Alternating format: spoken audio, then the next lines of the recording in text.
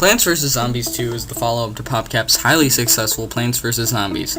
I usually hate mobile gaming if I was to be completely honest with you, but Plants vs. Zombies was an exception to my rule, I suppose. It was one of the best mobile games I think I personally have ever played.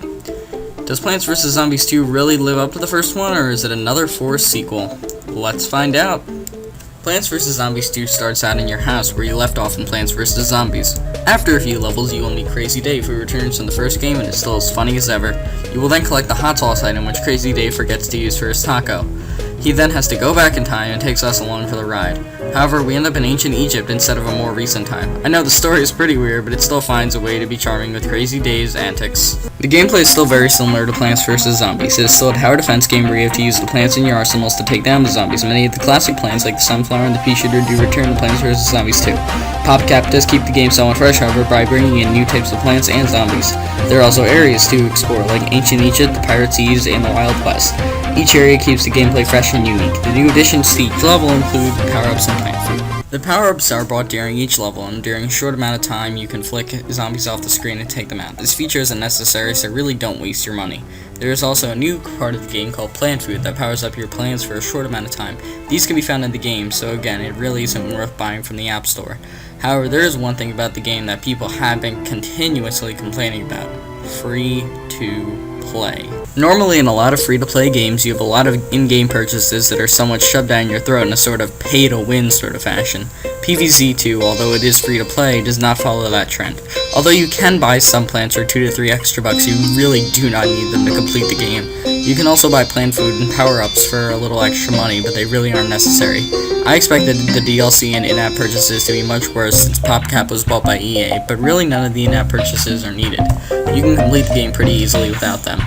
Although the design in Plants vs. Zombies 2 is very similar to the original, the biggest changes include the new art style for the game, which makes the game look better in my opinion, and the new level areas. The Wild West, Pirate Seas, and Ancient Egypt are not just skins. They are real level changes that affect the gameplay, and it's again fun to see Popcap being so creative. Plants vs. Zombies 2 is again designed very similarly to Plants vs. Zombies 1, but it has just enough design changes from the first one to keep it fresh and new. Of course, mobile gaming isn't necessarily a type of gaming where all the graphics have to be 1080p and run on Unreal Engine 3, but the art style makes this game look beautiful for a mobile game. The designs on the levels, plants, and zombies are all charming, and it really shows. The colors are also brighter than used in the first game. You can really see the effort Popcap put into every frame of the game and how it looks. It really looks significantly better than the original, which is always what we want to see in a sequel. Now you're probably saying, Fargo, you have not said anything bad about this game yet. Oh, I'm about to say something bad about this game, and something that I really do not like. The music in this game really isn't bad on its own, but it fails as a result of the game structure. Each world, the Pirate Seas, Ancient Egypt, and Wild West, each has its own distinct theme to it. But there's a downfall to that. Each world has about 50 levels and challenges to it, and when the music repeats and repeats, it just becomes tiresome. When you get to a new world for the first time, you basically thank God that that one track that has been playing for almost 50 levels or so is finally over.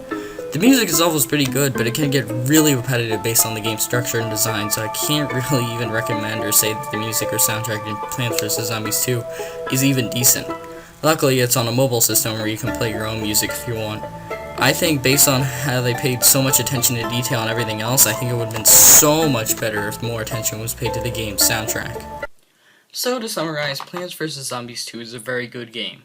Is it better than the first one? I don't know if I'd say that. There are definitely some aspects where it's better than the first one, but there are some aspects where it's not as good as the first one. For example, the level design and the amount of content are better than the first one, but example, the soundtrack, as I pointed out, and the difficulty increase are not as good as the first one. So, I gotta say that Plants vs. Zombies 2, all things combined, is about as much as the first one, but I gotta say the score is about as high as the first one. But I'm going to take a few points off. It's not as good, and I still think that if I had to pick one, I'd pick, well, one. But overall, Plants vs. Zombies 2 is a very enjoyable experience, and since it's free and you really don't need any of the in-game purchases or in-app purchases, you have no reason not to buy this. Come on, guys. Unless you're on Android. Haha. Anyway, I'm going to give Plants vs. Zombies 2 a 7.5 out of 10. It's a very good game that I recommend you pick up, since it's free on the App Store, so you basically have no reason not to buy it. I'm Fargo Gaming, signing out.